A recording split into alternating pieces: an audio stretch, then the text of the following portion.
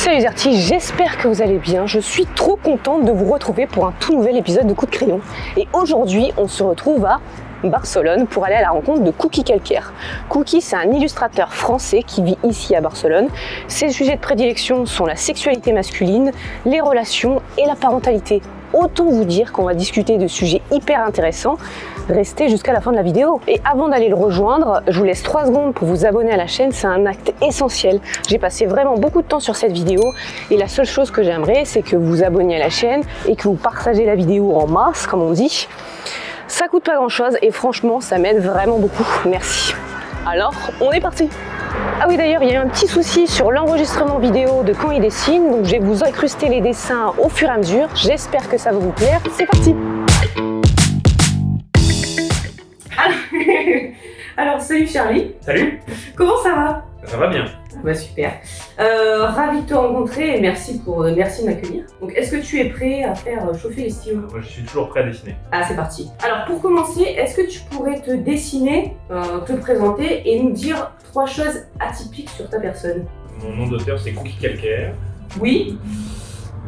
Et je fais de la bande dessinée, alors je fais entre le blog de vie et la BD reportage. Ok. Principalement, je raconte ma vie. Donc ça a commencé notamment il y a quelques années avec la grossesse de ma femme.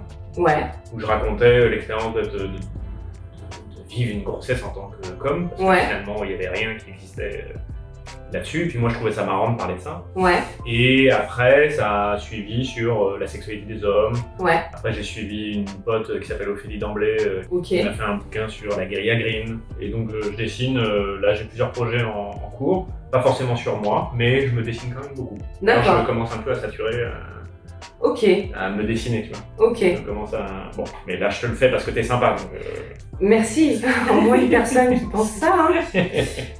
Alors, je pense que par truc atypique, on peut se dire que ma couleur préférée, c'est le rose. Ouais, d'accord. Comme mon fils, il trouve ça vraiment atypique. J'ai 46 tatous sur le corps. 46 tatous, Ouais, on les a d'accord. comptés il y a pas longtemps. Parce que cette soirée, elle se foutra de poil. Et à calculer. Tourne-toi. Tourne-toi, Je suis pas est-ce sûr qu'on a d'avoir vraiment vu, tout vu? Et j'adore faire des playbacks. Oui, j'ai vu ça, de Céline Dion, c'est incroyable, j'étais là, mais trop bien. Voilà. Oh là là, ouais, bah ouais, en même temps, Céline quoi, on t'aime.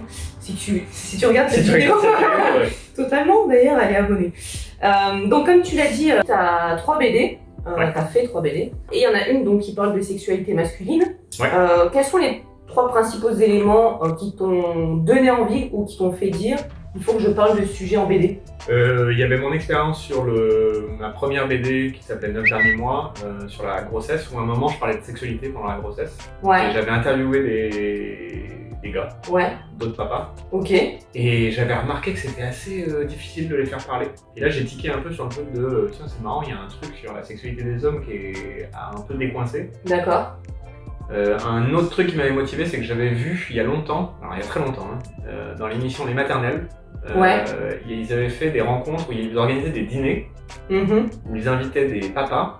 Tu t'assistes à des discussions que j'avais jamais vues entre hommes. Et ça c'était cool et je m'étais dit tiens, ça serait intéressant. Ouais. Et le troisième, je pense, c'est que pendant ma vingtaine, j'ai pas eu une sexualité très fun.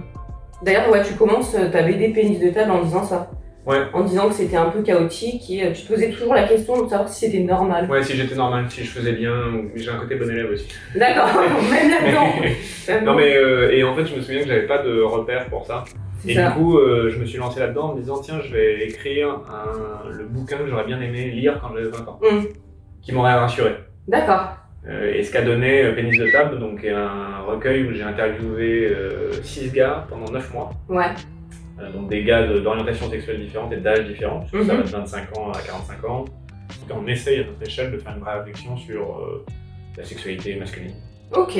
D'accord. Et cette question de savoir si ce que tu fais c'est normal ou pas, tu l'as toujours ou c'est bon, ça c'est avec ça, tous c'est les réglé. projets. Ça c'est réglé. Non mais c'était vraiment intéressant, une des conclusions c'était de se dire il n'y a pas de sexualité normale, il y a autant de sexualité qu'il y a d'individus. Que la sexualité est élastique, c'est-à-dire qu'elle évolue, elle change avec le temps. Ouais. Et donc ce que tu fais aujourd'hui n'est peut-être pas ce que tu vas aimer et il faut être à l'écoute de ça aussi. D'accord. Et surtout qu'il n'y a pas de L'important, je pense que c'est le plaisir que tu prends, le plaisir que tu donnes, le consentement de tes partenaires. Mais après que tu aimes ça, faire ça par derrière à plusieurs, avec les pieds ou avec des poignées de porte, on s'en fout en fait. Il y a personne qui est censé avoir le droit de venir et dire non, il faut pas ça, machin. Tant qu'il y a des gens qui, encore une fois, prennent du plaisir, donnent du plaisir à d'autres et avec du consentement. Ouais. Ok. Quelle a été la dernière chose que toi t'as déconstruite en termes de soit de relation, soit de sexualité? Alors depuis l'année dernière, on vit une aventure de couple.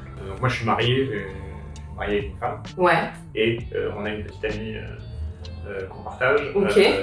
qui on forme un couple. Et on a même monté un compte Instagram dédié à ça qui s'appelle Holy Poly Macaroni. Ouais. Qui parle du polyamour et du couple. Et qui partage en gros ce qu'on vit au quotidien. Et ça m'a obligé à déconstruire pas mal de concepts sur l'appropriation. Or, si tu veux être en polyamour, être open, il faut quand même respecter aussi leur liberté. Ouais, d'accord. Parce que ça m'a vraiment forcé à déconstruire aussi des trucs, des gros stéréotypes un peu hétéros. Ouais. Donc ça, c'était vraiment une année super intéressante. D'ailleurs, en parlant de construction et de déconstruction, est-ce qu'il y a eu une évolution sur la manière dont tu te définis et tu te perçois, la manière dont tu te vois, toi et ta sexualité, peut-être avant et après le projet, peut-être Pénis de table ou tes projets? Moi, Pénis de table, il m'a vraiment aidé à réaliser que personne n'avait facile en sexualité. D'accord. C'est-à-dire que on a tous l'impression que nous, on a des problèmes et qu'on a des limitations et qu'on a des... Et en fait, quand tu t'échanges avec d'autres, tu réalises que tout le monde est comme ça. Il n'y a pas une seule personne sur Terre qui aujourd'hui a une sexualité en disant moi j'ai tout compris, moi c'est du beurre, j'ai aucun problème, j'ai aucune boundaries, etc. Et c'est rassurant parce que ça m'a aidé à casser des trucs du style... on en parle dans Pénis de table de le mythe du gars qui a un gros pénis. Ouais. Il y a forcément ce truc quand tu grandis en tant que garçon, il y a forcément ce truc de te dire eux c'est plus facile. Eux c'est plus facile parce qu'ils en ont une grosse. Alors du coup les filles elles sont là. eux ils se réveillent le matin, ils se disent ah voilà j'en ai une grosse, c'est génial. Et justement dans Pénis de table on discutait de ça et on se rend compte que non, ça vient aussi avec son lot de problèmes quoi. Il y a une double face à chaque aspect. Et ça c'était rassurant et du coup après Pénis de table je me suis vraiment beaucoup plus accepté comme j'étais. Ouais. Et il y a aussi un truc de l'évolution de la sexualité où j'ai réalisé que c'était normal qu'il y avait des trucs qui me plaisaient avant qui me plaisaient plus. Ouais. Et que vraiment, je me souviens de finir Pénis de table en me disant ça se trouve dans quelques années je serai bisexuel. Ouais. En fait. Tu vois, ok. Et c'était intéressant comme truc. Ouais. De me dire, alors aujourd'hui je pense que je le suis pas. Mais qu'est-ce que j'en sais rien en fait si dans 10 ans ou 20 ans je serais pas attiré par les hommes quoi. Et c'est marrant comme déclic. Quelque chose de plus général concernant ton parcours. Comment t'en es arrivé à l'illustration et est-ce que tu fais ça plein temps ou pas du tout ou comment ça se passe? Ouais. En fait j'ai fait des études de dessin animé. Ok. Et j'ai fait du dessin animé pendant pas mal d'années. J'ai été réalisateur de dessins animés. Et animateur et ensuite je me suis dirigé vers les jeux vidéo. Ok. Aujourd'hui je bosse dans une boîte de jeux vidéo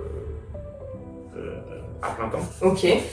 Et à côté j'ai commencé à faire de la bande dessinée. D'accord. Donc quand justement ma femme était enceinte de mon fils, j'ai commencé à faire un blog. Finalement c'est parti comme ça. Mais c'était pas du tout, j'y croyais pas du tout. Ouais, parce que tu t'es dit je vais dessiner un petit peu. Ouais, c'est ça. Et finalement, un éditeur était intéressé par publier le premier truc. Et c'est comme ça que ça a démarré. Okay. Mais à la base, je fais plutôt de l'animation. Parlant d'illustration, est-ce que tu as un mot comme ça que tu apprécies particulièrement et que tu aimerais nous illustrer? Comme ça au hasard. On a triché, on en a parlé avant, mais pas du tout, les backstage. Conversion, c'est intéressant comme mot. C'est un mot qu'effectivement j'avais découvert en travaillant sur Pénis de table et qui est l'inverse de la jalousie. D'accord. Mais c'est la capacité d'éprouver non pas de la terreur et de l'envie de fuir quand ton partenaire est heureux ou heureuse sans toi. Ouais. En fait, on va dire sans toi, parce que ça peut être très large. Ouais. Dans une relation amoureuse, généralement, c'est l'inverse de la jalousie, c'est-à-dire compagne ou ton petit copain sort avec quelqu'un d'autre et est super épanoui et toi ça te rend heureux parce que c'est exactement ce que tu veux. C'est fou. Moi j'arrive pas, j'ai beaucoup de mal à le conceptualiser. Hein. Après je pense que comme en ce moment je travaille un peu sur la jalousie d'ailleurs pour Wally Wally, ouais. quelques épisodes dessus. Et c'est intéressant, j'ai commencé à articuler le truc de... on me pose beaucoup la question de « Et donc vous êtes jamais jaloux ?» Et comme si... je l'ai vu la planche, je crois. Comme si t'avais un truc, comme si t'étais jaloux ou pas. Ouais. C'était un choix génétique, genre. Ouais. Et je commence à mieux articuler le truc de dire non, c'est une émotion, la jalousie, comme la compersion. D'accord. Et que c'est faut imaginer une table de contrôle avec plein de boutons. Okay, un peu comme dans le film de Pixar avec les émotions. Ah oui, ok, ouais, table de contrôle. Je pense que la jalousie est un des boutons. Et qu'on l'a tous. La question c'est, est-ce qu'on appuie souvent sur ton bouton? Ouais. Ça c'est le premier truc. Ouais. Et c'est qu'est-ce qui se passe après quand on appuie sur ton bouton? Et je pense que la compersion c'est la même chose. Et ce que je me dis c'est que c'est déjà hyper compliqué à gérer un couple avec deux personnes. Ouais. Polyamour, on parle beaucoup plus qu'on baise. Genre, faut pas se mentir là. Ouais, bah c'est j'imagine. un gros boulot de communication et on parle de sentiments et d'émotions. Et comme tu dis, c'est déjà difficile à deux. C'est ça. Ouais. Et si tu ajoutes 1, 2, 3, 4 personnes dans un polycule autour, bon là, tu peux passer ton temps à faire que ça. À parler de et alors machin, et donc ouais, quel est comment tu te ressens le truc de machin. Mais c'est intéressant. Ah, c'est super intéressant. D'ailleurs, en parlant de compersion, ça me fait penser que tu as un compte Instagram, donc tu en as déjà parlé, où tu fais des streams pour vulgariser le concept de polyamour. Ouais. Est-ce que ça te dirait de nous vulgariser en un seul dessin? Je vais vous refaire un dessin des strips qui l'exprime bien, qui est Elsa, ma femme donc, habillée en Link, Zelda. Et elle explique dans un épisode comment c'est possible d'aimer plusieurs personnes en même temps, qui est le principe du polyamour, hein, c'est d'accepter que soi-même et ses partenaires soient capables d'avoir des relations sexuelles et romantiques avec d'autres partenaires. D'accord. Donc ça sort du cadre juste des couples ouverts, en fait c'est la même famille, mais c'est quand même une variante, c'est que quand tu es un couple ouvert, tu considères que ton autre partenaire peut avoir des relations sexuelles avec quelqu'un d'autre. Ouais. Mais généralement, ça a une limite, c'est on ne tombe pas amoureux et on ne commence pas une autre relation.